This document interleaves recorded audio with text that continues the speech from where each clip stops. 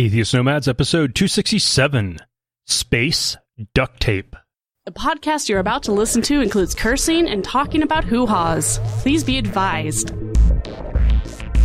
Welcome to the episode of Atheist Nomads. I am Dustin, and joining me is Gary. Hey, everyone. Lauren and Amanda are out with the baby, doing some shopping, so Gary and I are hanging out, and yeah, it should be fun. I'm on the light episode, and yeah, hopefully there's going to be some hoo-ha's this time. Oh, we'll see. Man. So how have you been, Gary? I've been doing all right. Not too bad. How about yourself? I'm doing good. Kylie's doing great. She's super adorable. 2 teeth have broken through now. I saw that. And there's probably another 4 to 6 just about to go. Oh. So this is getting quite interesting, and it's a little rough. She's a little bit fussier, but like with the first one, yeah, her fussiness was probably about double, which is still maybe a quarter of what you'd have with an average baby. And apparently today, when the second one broke through, she cried for an hour, and then she was fine. Oh, wow. Yeah, she's super easy that way. It's pretty amazing. Yeah, she's just a chill little baby. She is. Yeah, and work's going all right, and everything in the news, the entire world outside of our, immediate lives is hell. Yeah, our little block is pretty good. Yeah. I'm actually going to start on a little different approach than usual. Going to try to loosen things up a bit, not just lighten up the stories we're doing, but just kind of have a looser time with it. And I'm actually going to start off with a new iTunes review. Oh, nice. This was a 5-star review from Atheismjoker. Thanks for the episode on August 9th about the oversaturation of the news and headline bleed-to-lead mentality. I really would like to have more access to atheist groups where I live. So I want to start off with that. Awesome. Thank you. I wish we'd actually come to some ideas on it, because every episode since then seems to have gotten uglier and uglier and uglier. And it's not that I'm trying to make it ugly and depressing. It's that the news is getting worse and worse and worse. Like in the last 2 weeks, there's over 1,000 kids getting raped by Catholic priests and 39 dead kids in Europe because of measles. Not to mention, I wouldn't go into the details on some of those, but yeah, it's absolutely awful. Every damn day is it's just a slew of new terrible stories that, like, I was like, 5 to 10 years ago, one of these stories would be enough to carry news for like a month, I feel. And now they're coming daily. And I'm assuming the internet has something to do with that. Like, a part of me wonders if the pedophile priest issue would have gotten so big if it didn't get that much attention, and if there weren't places where their victims could talk anonymously and openly. And so the internet has probably definitely helped create that. The internet has also made it a lot harder for gatekeepers to keep the news from getting uglier.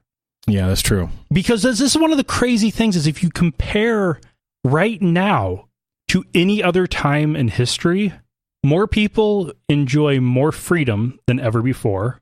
There are fewer wars and fewer people dying in wars than ever before. Crime rates in almost every country are down, including in the US, are down to almost historic lows. Unemployment rates are at some of their lowest across much of the world. If you look at all the numbers, it's actually, everything is really good. Yeah, some of those numbers are, a little bit tough. So, crime rate in the U.S., some states have suicide as a crime. So, not taking those into account, because our suicide rate is really, really high. And unemployment, especially in the U.S., not so much the other nations, but unemployment is very low, even though people are working 3 to 4 jobs. Right. It's underemployment now. Yes, which is really how we've got so many people with so many different jobs, multiple, say 2 to 3 jobs for, I don't know how many people have that kind of system in their life, kind of shows that we probably have a system in which jobs aren't needed. Yeah. Oh, if you look at some of the stats on that, where you look at the productivity per worker, just comparing it back to 1990, the productivity is at about 140% of what it was then. That's insane. Yeah, that's huge, because we were pumping stuff through in 1990. productivity is about double what it was in the 70s. So per person, you're getting twice as much work out of people.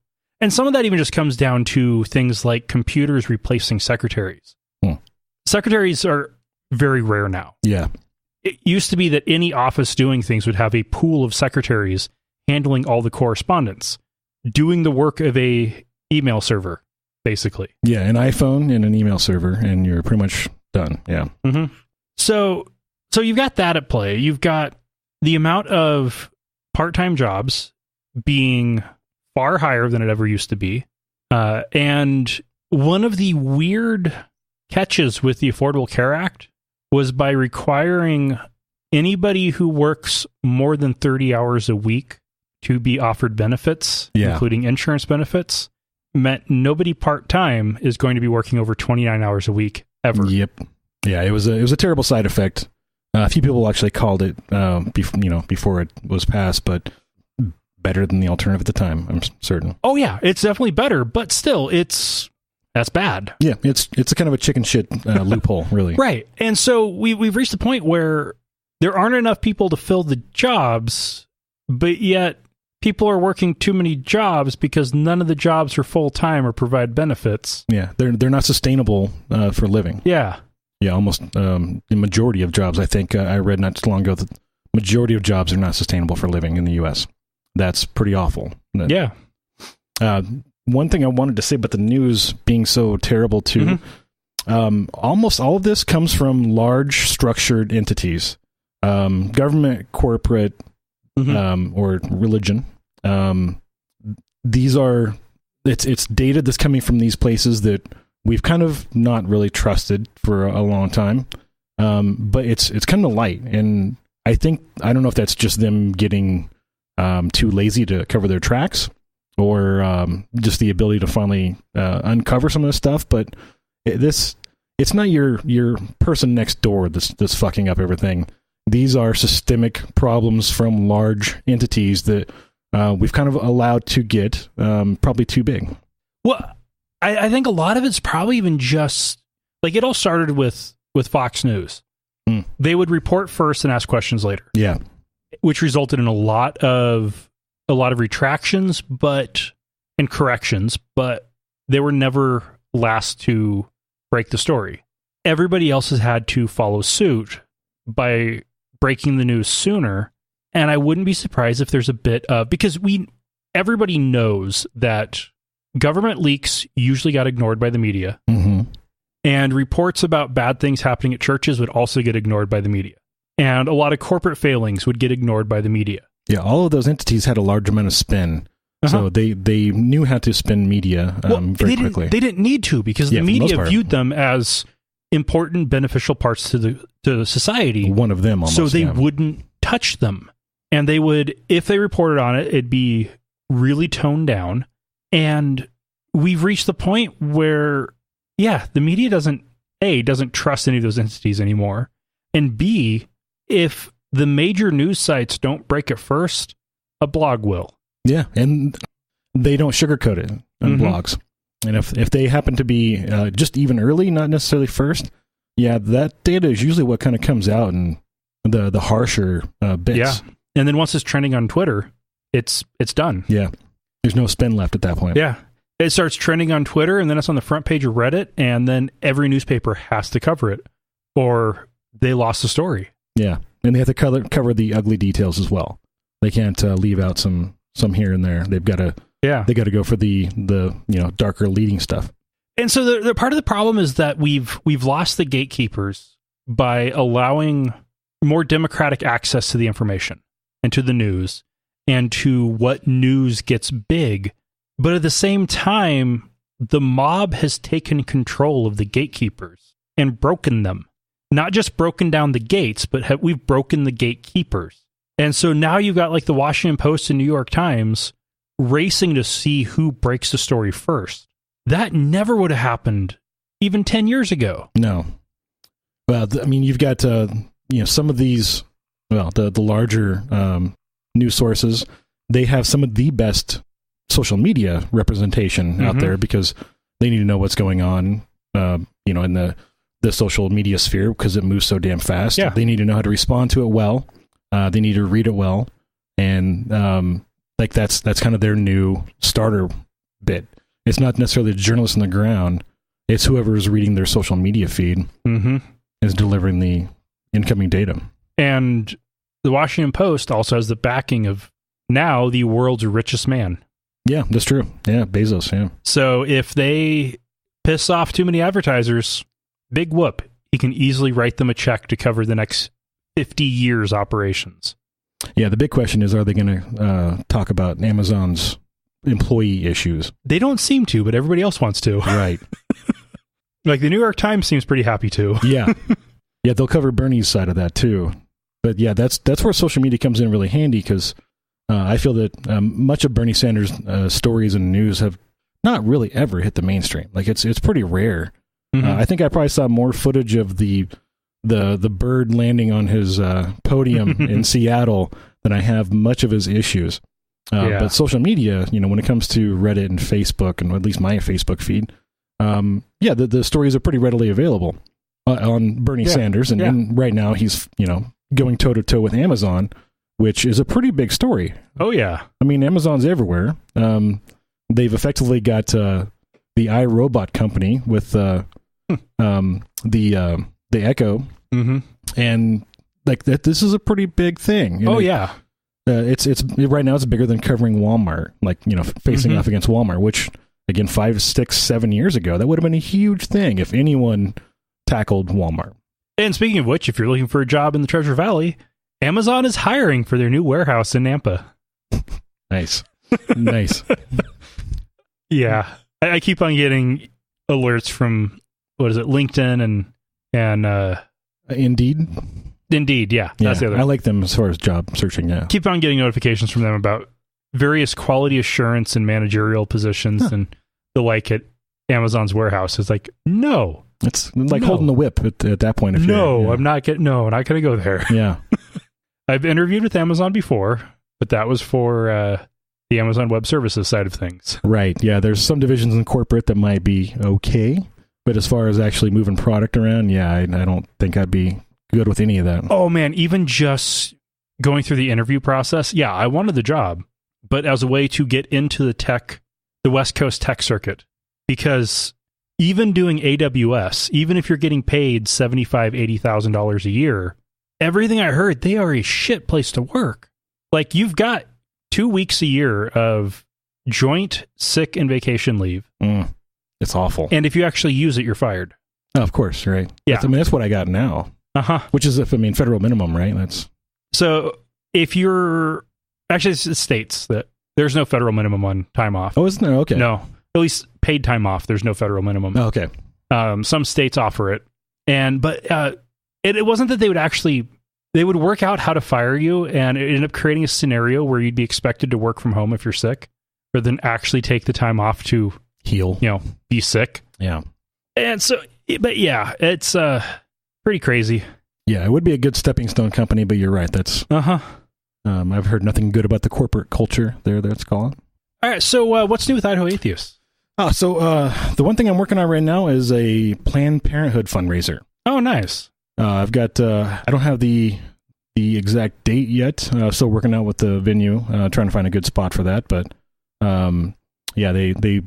they like the idea. They want to work with us, and that's a change. Yeah, I mean, venues that support a political cause, especially one that can be as cantankerous in a somewhat conservative area as Planned Parenthood.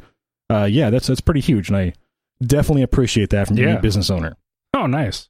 It's almost like it's almost as good as the Little Bitch Otter beer. It's a pretty big thing for any business to put themselves out there a little bit. Yeah, and Planned Parenthood has explicitly rejected offers for help from Idaho Atheists before.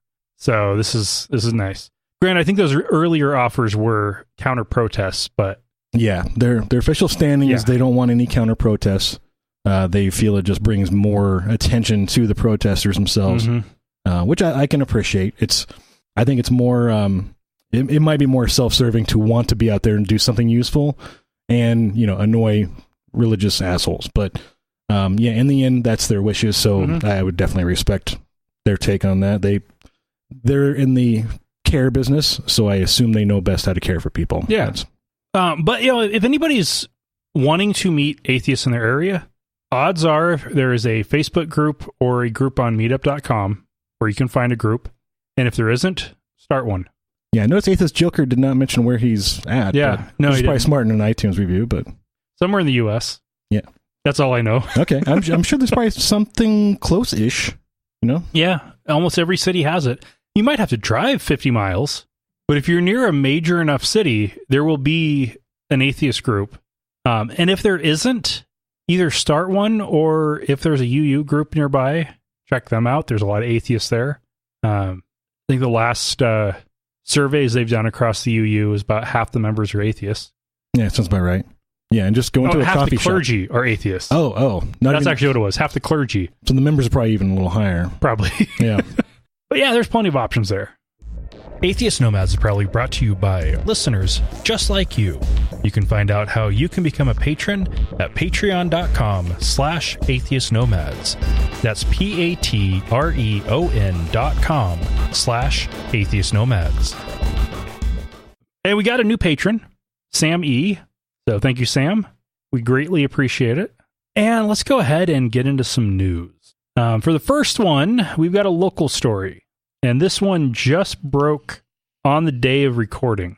Yeah, so this afternoon, Lauren caught this and we went ahead and put it in. The Ninth Circuit Court of Appeals has ruled that Boise's ban on sleeping on the streets is cruel and unusual. Which I definitely do agree. There are some specific bits here. So this is started with a 2009 lawsuit over a local ordinance that bans sleeping in public spaces. And this ruling will also affect any other city within the Ninth Circuit that has a similar ordinance. It's pretty much the entire West Coast, right? Uh-huh. That's awesome. That is all of Alaska, Hawaii, Oregon, Washington, Idaho, Nevada, and California. That's a good chunk. That's a big chunk of the country. Yeah.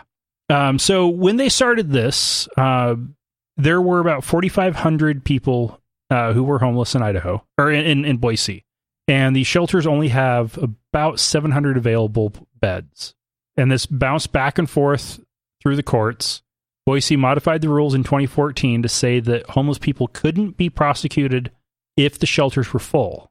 This didn't solve anything because, A, all of the shelters limit how many days you can stay there, which means after a certain point, you're back on the street whether the shelter is full or not. Yeah, 3 is like the most I've ever heard of. And even despite that, 700 beds, they're always full. Yeah. There's also the issue that 2 of the 3 shelters require religious participation in their programs, which means if you don't agree with their beliefs, i.e., you're an atheist or at least not an evangelical Christian, then that's not a suitable place to go.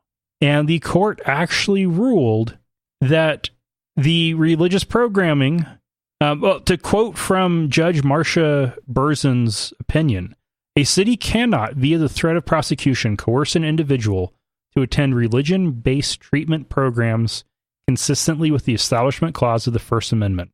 As a result, just as the state may not criminalize the state of being homeless in public spaces, the state may not criminalize conduct that is unavoidable consequences of being homeless, namely sitting, lying, or sleeping on the streets. I love that ruling. Yeah. One of the things I love about this is, the biggest part of the ruling was that it violated the Constitution's 8th Amendment guarantee against cruel and unusual punishment. Mm-hmm. Which, yes, that is good. Yeah. I also love the incidental fact of the church-state separation violation. Yeah, I feel that cuts through a lot of other bullshit. Like that's a huge, like, I think a win in general. I feel like it's gonna be tough to go back to a higher court and try to find a different ruling. I don't see that happening with that. I could see some courts probably trying to go with, there is a non-sectarian option, so therefore there is no religious coercion. That would be a weak argument, considering that if the two religious ones, well, if the one that isn't sectarian is full because it's the one that doesn't make you sit through a church service, then yeah, you are getting forced. Yes. And I've had to take, I think it's probably been 6 different people now to homeless shelters for various reasons. My weekends sometimes are pretty varied and weird, but yeah, the hours that they operate are terrible. Mm-hmm. The people who do some of the intake stuff are super aggressively kind of against homeless people in general, like by their attitude. Oh yeah. There's not a ton of caring in some places. Not all. I'm not going to paint them with a broad brush whatsoever, but these are places where a lot of them, if you have a family and the family needs a place to stay, I think it's going to be slightly traumatic for kids to even be there. Like they're kind of that bad. Mm-hmm. They're not going to come to physical harm in most of these places, but they're super uncomfortable. You're not wanted, etc. And yeah, I spent an entire Sunday with one gentleman who he claimed he was booted out of St. Luke's. He was still in a gown. Oh wow! He was over by Winco, and I saw him fall down a few times in the grass alongside Winco. And so I was with my partner. She's got some CPR experience, so we go over and talk to him, check him out, and he seemed like he was still probably a little bit inebriated or just out of it in some way. But yeah, so there was no place for him to go. So we spent most of that Sunday. We went and found a thrift store, found him some clothes, got him some food, ended up getting him some beer too, because that's exactly what he wanted. So, and just chatted with him for a bit until I think it was like 3:00 when one of the shelters, the only shelter that's open on Sunday, were open. So yeah, a few of those experiences like that, and you kind of realize just how pitiful and how limited the system is. Yeah. Well, and one thing that's kind of crazy with this is Boise's launched a How to Help the Homeless initiative, where they're working with officials from Salt Lake who have successfully been addressing the homeless issue. Yeah, the best project I'm aware of. Which is crazy idea. Give homeless people homes. That's not going to help everybody, but at least the families that are just down on their luck, that will help get them off the streets. The people that's likely not to help are people who either need a residential mental health facility or residential VA facility, and those aren't available. They need to be. We did just build that one 3-day clinic. I think that's going to help a bit, but again, without a longer stay, it's such it's 3 days, so stopgap at best. And we've got more mental hospitals here now than before. We do. Southwest Idaho Intermediate Care Center, I think is what it's called. Yeah, Care Hospital. The ones they started down in... The abbreviation I always had for it was SIAC. But anyway, they closed down, and it is being turned into, instead of being the kind of stopgap between hospital stay and nursing home, like skilled nursing, it's going to be a mental health facility because the place in Meridian that bought it is full. They just needed more space. Right. A lot more space. Yeah, there's not... So I've taken several people to... Idaho is really one of the worst as far as mental health care in general goes. So most people that are listening to this probably will not ever have this experience, I hope. But I've taken plenty of people to... St. Al's is where you usually go for the first stop in mental health issues. You got to go to the ER. Mm-hmm. And then once you're in the ER and once they decide that you need mental health help... then they try to find a bed for you in one of the 4 or 5 facilities that are usually available. And I've had that taken, it's, I think, 30-some hours, 32 hours with one friend. That's how long it took to find a bed. They were in the ER, sitting in an ER bed for 32 hours, waiting for a real bed to open up. And they didn't really get any mental health help that entire time. So right, because no meds were administered. ER docs aren't capable of that. No, it's not what they do at all. Yeah. They take care of broken bones and heart attacks. Right. And actually at St. Al's, they don't even take care of heart attacks.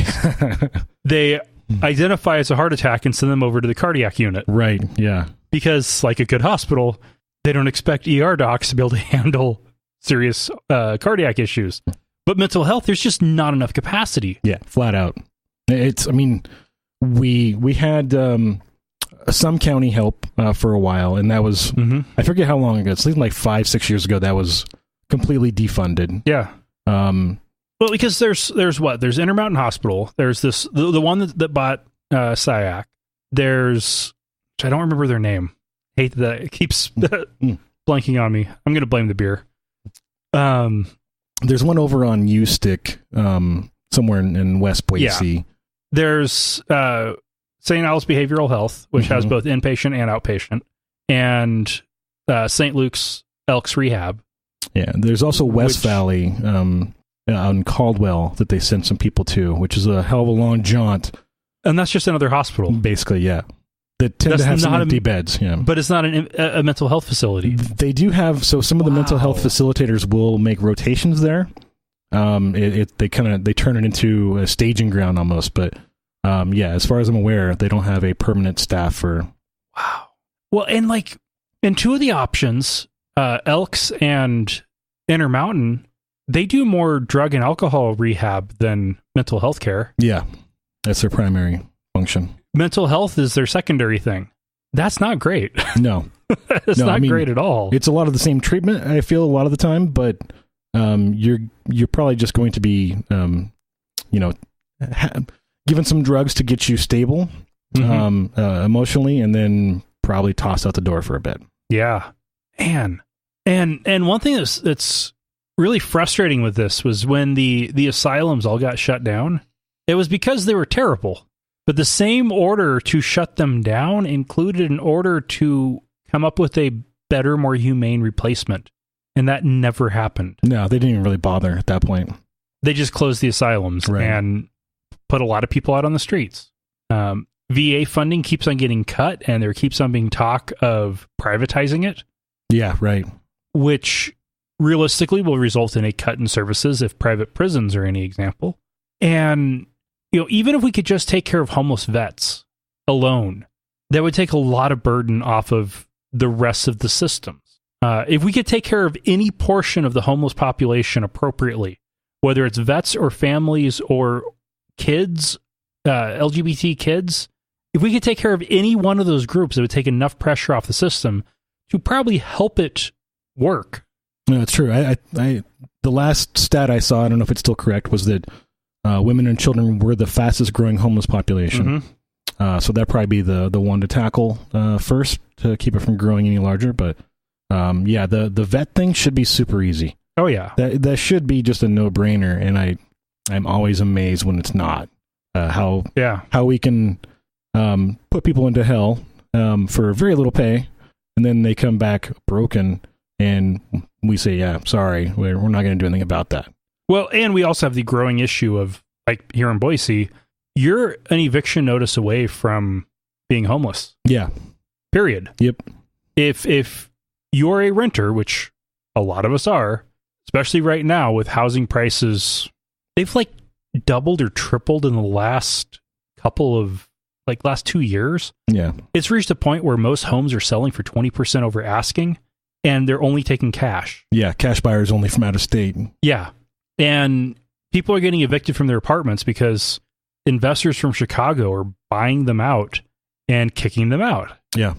And it's 6 months to get an apartment here. Yeah, the problem's only going to get worse, homeless in general here, because the last I saw, 2016, I think we only had like 1% vacancy in Boise itself. And that hasn't changed.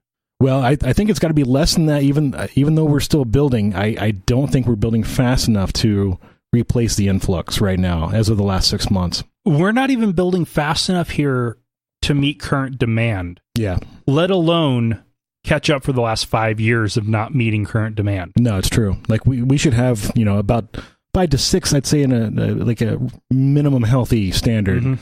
And yeah, we've got to be less than 1 now. There's just no way I can see that wouldn't be. So when you toss that onto crap wages that have not improved locally, yeah, you're looking at a lot of potential homeless people. And these are places that legally you can't have multiple people in an apartment or any kind of domicile. So what the hell do you do? Yeah. Like there's no options left. Like I've been in this place for 8 years. The owner has been holding on to it. Actually, I don't know why he's continuing to hold on to it, because his plan was to just buy up the adjoining, spaces, tear it all down and put in a big apartment building. And then the city put in a drainage pond, and that screwed that plan up. I don't know why he's still holding on to it. And I definitely hope the landlord or the owner doesn't figure out that they could get $300 a month more for this place than they're charging us. Yeah, I'm hoping the same. Like, by all rights, I think my place should be a road right now for the new apartment complex is going right behind me. I checked it out. There is just enough room to go around your place. Just barely? Just barely. Yeah. I mean, there technically should be at least a small 2-lane that's the similar size as the one that's coming in, yeah. That would at least give us another way out of our neighborhood instead of getting trapped if a water main breaks. Or they do construction on the primary road, which is what we had happen a few weeks ago. Oh, man. Yeah. Boise, real estate aside. We're going to take another break, and then we'll be back with more. We love hearing from our listeners. You can email us at contact@atheistnomads.com, tweet us @atheistnomads, send us a message on our Facebook page at facebook.com/atheistnomads, or better yet, call us and leave us a message at 541-203-0666. We might even play it on the show. You can also help us out by leaving us a review on iTunes, Stitcher, or your podcast directory of choice. So, Mike Pence keeps getting called a Christian supremacist, and the Christian Broadcasting Service asked him about this. Let's listen to part of his response. I've got it broken up into 2 segments. The Bible says, count it all joy when you endure trials of many kinds. And, anytime I'm criticized for my belief in Jesus Christ, I just breathe a prayer of praise. So you criticize him and he praises God. Yeah, that should deflect everything. Yep. Yeah, and he then went on to talk about how there must be tens of millions of people who appreciate that. I don't know if he's just old and out of touch with the statistics, but if there's only tens of millions of people who appreciate that, then that means there are hundreds of millions who don't. Yeah.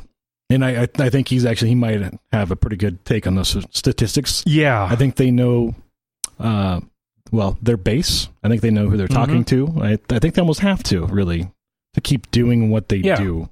Oh, and realistically, there are probably, out of the 320 million people in America, let's go ahead and knock out the 20% or so that are children. So let's go with let's just go to a little more of a round number, 250 million adults. Just to throw out a number. Yeah. 250 million adults. Realistically, at least 50 to 80 million of that love him and support him in everything he does, which means about 200 million are either ambivalent or oppose him. Yeah, and the biggest problem is half that 250 million don't vote. Mm-hmm. And the 50 to 80 million that do love him, they all do. Every single one of them. And the 100 million, or let's say it's 50 million that love him, 150 million that don't care, and 50 million that hate him. Yeah, he still wins. Yeah. If only the people who love him vote the most, he wins. Here's more on why he feels confident. The truth is I traveled around this country. I hear what I know the president hears on a regular basis. People will reach out, grab a hand, and say, "I'm praying for you." I mean, this is a nation of faith, and so we'll continue to stand for the things that we believe in. So, because a few people who, a self-selecting sample size of those who go to their rallies and events, say that they'll pray for him, he's going to keep fighting against abortion, women's rights, and gay rights. Yeah, if you can call any nation that had Thomas Jefferson as a founder a nation of faith, you are seriously deluded. Oh, if you can call any nation based on the current statistics for the U.S. a nation of faith, you're a fool. Yeah, the numbers are just growing as far as non-believers. Yeah, it's and even the people who do believe, most of them are pretty damn wishy-washy. When you're in a country where less than 20% of the population will attend religious services on a given week, that's not a nation of faith. No, they may claim they believe in God on a poll, but yeah, they do not go through any of the actual effort to show it. Yeah, which is, again, it's Facebook likes and prayers. Well, it's amazing the difference you see between the way Christian supremacist politicians talk. Oh, all of those 65% of people who are good Christians they're all good Christians. If you go to a seminary and hear the professors talk, or go to a pastor's conference and hear them talk, only 20% of people attend church on a given week. This is a country of godless heathens. We must convert them. It's two totally different messages. Yeah. And this is a case where the pastors have it right. Yeah, I mean, it's in both cases, it's a little bit thinking or believing what you want, but it just happens to be the numbers work for the pastors in this one. Yeah. Yeah. And it is so disappointing that you call them out. And this is actually, like, I remember this from when I was trying to be a believer towards the end of my time as a Christian and preparing for the ministry. When my faith was the weakest, I would argue the loudest. And I think in his case, he knows the people don't back him. Like in Indiana, he tried to push this bullshit hard and back down every time businesses pushed back. Yeah, the pushback was pretty insane. Yeah. But it took the businesses pushing back, not the people. Right. They had a louder voice, to be fair. Well, he's a Christian first, a conservative second, a Republican third. Doesn't say American anywhere. No. Doesn't say decent human being anywhere in that. But the Republican base, since the beginning, has been business. That is the most consistent part of the Republican base. Right.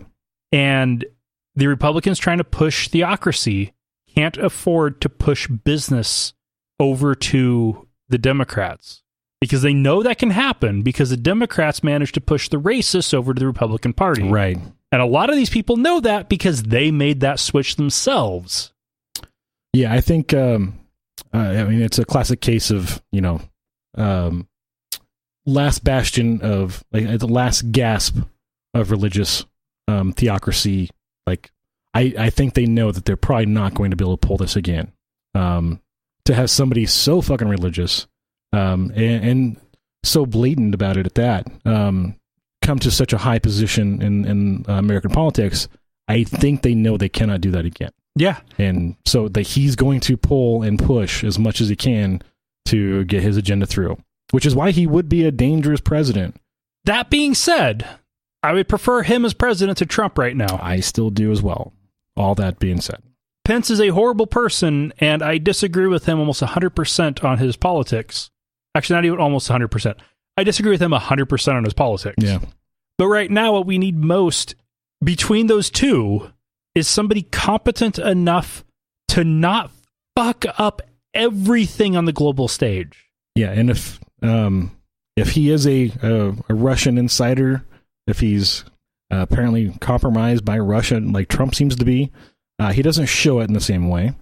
And at least he seems to have this one goal that isn't just dismantling the country. Now, I do also suspect that Mueller is taking his time to build the case against Pence first, and then go after Trump for a repeat of Nixon and Watergate. It wouldn't surprise me a bunch because Pence got Agnew first, yeah, so they could get somebody who wasn't tainted into the vice presidency, so that they wouldn't have to impeach two presidents in a row. Right, and yeah, Pence was he's already been named in a few of the major events that kind of show collusion. I believe the Baltic meeting, and there was I forget the other one. There was another. I don't know if he had much to do with the tower, the New York Tower meeting or not, but yeah. He seems to be an insider to several key events. He ran the transition process, and the Russians were heavily involved in that. Yeah, that's right, with Cambridge Analytica. So he had to have dealt with that to a degree. Yeah, you're right. All right, so now we're going to move on to the praying medic who went on Chris McDonald's The McFiles program, where he talked about QAnon. Now, QAnon, or Q, as he calls him, is a 4chan user who proposed has proposed that all of Trump's difficulties are caused by a deep state sex trafficking ring involving liberal politicians and other celebrities. He's the one who started the whole Pizzagate conspiracy, which was that Hillary Clinton was running a child sex trafficking ring through the basement of a pizzeria that does not have a basement. In fact, they've got a nice little ping pong table out front from what I've seen. That's pretty much it. Yeah.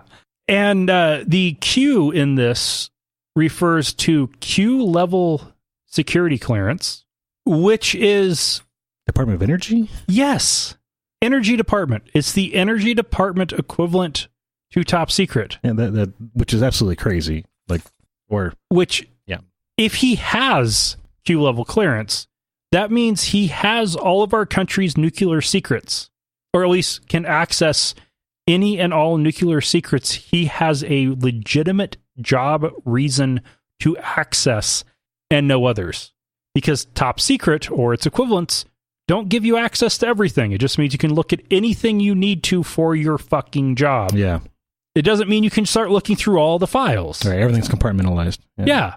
And that also means he wouldn't know anything about anything, really. Top secret CIA or military operations. Well, I mean, the whole thing is probably a 4chan spoof or a farce. Mm-hmm. Just a lols issue, basically, that at best is trollish. At worst is somebody who really legitimately hates the country and might be working to subvert things from another nation. All right, it's scarier than that. You think it's even worse than that? Now, since then, I've probably had well over 75 or 80 dreams about Q. God spoke to me about Q. I was like, okay, if this is primarily about the children, saving children that are being trafficked, I knew what that was about. I had looked into the Clinton Foundation a couple of years ago, and I kind of knew what was going on in Haiti. I knew about that. This is a guy known as the praying medic. We've actually covered him on the show before when we've needed a ridiculous blowhard to try to make it not all seem so horrible. I made a point this week to lighten the news, to not cover as much of the really important stuff because it's depressing. And what I have concluded, there is no difference between the people running our country, the crazy blowhards, assholes like this that are basing the propagation of global conspiracies to traffic children on dreams that are fueled by ridiculous research in the deepest, darkest parts of the internet. And one story I decided to pass on where a guy beheaded his fucking girlfriend for not repenting of some sin. Yeah, I saw that one. There's no fucking difference between any of them. There's none of it's ridiculous or hilarious. The fuck? Yeah, you're right. I mean, as far as the conspiracies go, this guy has been showing up, or the Q idea has been showing up at Trump rallies. And some people thought for a while that it was actually a Democratic spoof of Republican, lunacy. But you cannot do that. Well, Trump gave him a nod even. Yeah. There is no far crazy or far beyond the pale lunacy that you can apply that would not be taken seriously. Poe's law is broken as we know it currently. Like you literally cannot tell what is a legitimate asinine idea from reality. Yeah, right now, and it's why like Colbert could not work. Right, Colbert could not parody right of where we are. Yeah, there's no parody point. The Onion themselves are having such a hard time, writing headlines. We're well past any of that. All the old memes like that are also broken because everything leads to Nazis now. That's true. Yeah. They're running our country. They're running half the democracies right now. Yeah. And it kind of goes back to like the earlier conversation, I feel, where so the Panama Papers, right? We now know that there is a giant coordinated effort to subvert democracy around the world. And I don't know if this is their intent or if this is a side effect, but someone somewhere has done something very effective where democracy doesn't really have... I think ours might be the worst out there, but it no longer has a strong foothold. Like, it's not like a safe thing to say that we have a democratic or a free nation. Well, officially in the rankings, we have a flawed democracy ranked below South Korea. Yeah, we're not even on the top 20 anymore, if I remember correctly. Yeah, we're down below. It's awful rankings. I think we're still above Italy. Yeah, they kind of got a few weird issues. Like their current populace. Yeah. I.e. Nazi government. Right. Yeah. Well, they've even co-opted the term populace. Well, I mean, they've taken over our tiki torches, which used to be like, I mean, that was some hippie shit. That was... Yeah. Yeah.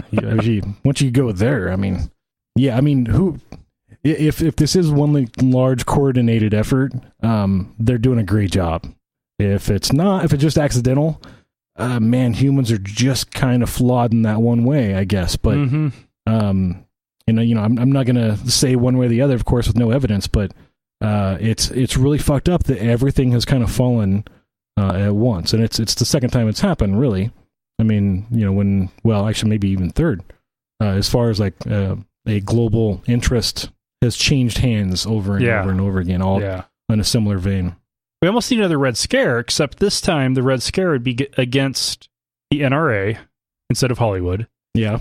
And evangelical Christians instead of atheists. No, it's true. Yeah. Or we could just go the Watchmen movie route and just use aliens instead. Like, we could just cross all of those boundaries and just go to aliens. We'll all unite under some banner for aliens. All right. So, Sam Young is a former Mormon bishop who did a 23-day hunger strike protesting the LDS church's, the church formerly known as Mormon, not to be confused with former Mormons, policy on one-on-one interviews with children, specifically about anything and everything sexual, including masturbation, with such details as to how many fingers does a girl use to masturbate. Yeah, this one gets pretty dark. And as far as like light news, this one's fairly dark. Yeah. So he has been notified now that he will be going before a church tribunal that will determine whether or not he gets excommunicated. And he's definitely going to get excommunicated. Oh, yeah. Yeah. And as people keep pointing out, especially like the Reddit Exmo subreddit, tithings require 2 people at least. This is one person max. Like they've already stated that over and over again. To hear the sexual history of minors is no more than one person in the room. The parents can sit outside the room now, right? Which has happened since his hunger strike. Yeah, that's a small change that they've and the child can now request to have another adult present during the interview. Yes, that's also a change he's brought about. Right, he is winning. He is making changes.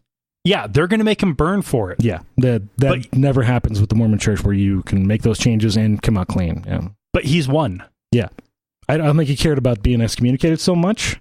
I could be wrong about that, but I think his purpose and his belief, whatever that might be, they're both as stable as they're going to be. If you're a Mormon and you go up against the church, you're not going to expect to still be in good standing at the end of that. Yeah, yeah. So. They don't like naysayers in any regard. Sam Young, good job. Absolutely. You keep rocking. See, dark, but there's a silver lining. No, that's true. It came out, a nice little rainbow thing. There's some wins. For this next one, I am not going to try to pronounce this in French, but it's a medical school in France that has been offering degrees in homeopathy. Last year, 124 medical experts, many of whom are alumni of this institution, have called them out for that, demanding they stop teaching homeopathy and other alternative medicine because it is not scientific and there is no evidence that it works. And in response, they have decided to temporarily halt offering any homeopathic medicine diplomas while they study this one further. Yeah, I mean, it's not going to take much study. No, it won't.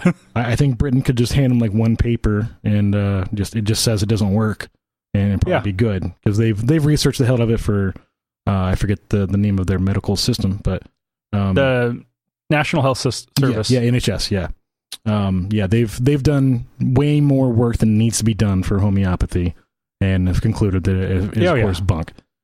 So they don't need to go anywhere outside of probably that one source. But Marsh might need to go pay them a visit. Oh man, that'd be amazing. And he'd probably love France, honestly. Yeah, except for the fact they speak French. Well, I mean, lots of English speakers. Yeah. Most people in England learn French in school. I mean, kissing. Yeah, I don't know about the language. But... Oh, most of them learn the language in school too. Oh, okay, cool. It's England Spanish, to use a crude analogy. Most people here learn at least some Spanish. Right. England actually, as far as I know, takes a better approach than most U.S. states to trying to teach foreign language. No, definitely. Yeah. I mean, if you're in Europe at all, you're so close to every other country that it seems like a pretty damn good idea to find another language to toss under your belt. I mean, I am literally like 22 hours from Mexico, so like, by a drive. So I think I'm safe enough to... 22? It's only if you stop for a nap. No, I think it's probably to the Mexican border. That's about 17, 18. Is it? Okay. Yeah, it's only 15 hours to LA. I was thinking LA was 18. No, it's only 15. I did it. So I thought Las Vegas was like 16. Oh, Las Vegas and LA are about the same distance because they're the lateral, different kind of directions. Right. Las Vegas is to the southeast, and LA is to the southwest. Yeah, I guess you could bypass that. So if you just go straight down to LA, it's 15 hours and it's only another 2 to the border. Okay, still far enough. Like I could drive through most European countries. In a quarter of that time, I think. You could drive from London to probably Moscow by that point. Yeah, probably down here. I mean, the stops for passports might be a little messy, but there's only the one until you get outside of the EU. But anyway, or at least the Schengen area. But if you are using OpenStreetMaps or any of the many services that use their maps, you might have a hard time finding the city of New York, or at least you would have a few days ago, because somebody changed the name to Jutropolis. I'm sure this is more 4chan bullshit. Oh yeah, right? Definitely. Like it screams 4chan. Oh yeah. So this impacted Snapchat, City Bike, Street Easy, Zillow. I didn't even know Snapchat had a location-based system like that. So apparently it shows how much I've ever used it. But so in addition to this, data vandals have done things like renaming the Manhattan Bridge to the Ku Klux Klan Highway. They changed the Franklin Delano Roosevelt Drive to Zionist Cannibal Drive, and the Hugh Carey Tunnel, formerly the Brooklyn Battery Tunnel, to Adolf Hitler Memorial Tunnel. So apparently there are some people, let's calling them people's a little generous. There are Nazis tweaking the data on OpenStreetMaps. Yeah, I mean, I think these are mostly little assholes that like attention or want to get attention. The same ones who, I think they created a name for in Mountain Dew, if I remember correctly, that was Hitler did no wrong, shit like that. Like that's it's lol stuff. Like they just really want to subvert any kind of normalcy and piss off as many people as possible to get attention and I guess jack off to it as far as I can tell. But yeah, but also part of it is I'm a huge fan of open source and just open standards and everything. Yes, I do the podcast using open source technologies as much as I can. The podcast is released Creative Commons 3.0 by SA, and it has been since the very beginning. And I like OpenStreetMaps because it's open. You can update information. One of the flaws that OpenStreetMaps has that a properly maintained open source project doesn't is most open source projects. We'll use the Linux kernel as an example. Theoretically, that one's actually a really restricted group as to who can actually submit code for the kernel. But some projects, anybody can submit a change request. It's called a pull request. There's a gatekeeper who reviews that and determines whether or not that's accepted. apparently OpenStreetMaps doesn't have that. There's no QA. I'm wondering if they did, would you even notice a change like that? I mean, how much effort would you have to go through every city? And you would expect that renaming things that are already named, some kind of a change log, would need to go through some kind of review, especially if it's renaming a city. And I would think there'd be some kind of a ranking on the size of the city and the amount of traffic the road gets would go up into how high of a QA priority it is. That'd be smart. Yeah. Because realistically, if a road just got built, if it takes it 3 months to actually show up while it goes through QA, odds are there aren't going to be any houses built on it in that time period that are actually going to be occupied. But if somebody renames a road in fucking New York City, you broke transportation. That's true. Yeah, for anybody using any open maps. Yeah. That is really disappointing. I'm going to guess they're probably going to change that system at this point. Like, that's way too many services are using it and relying on it. So the FLAC is probably going to force a change.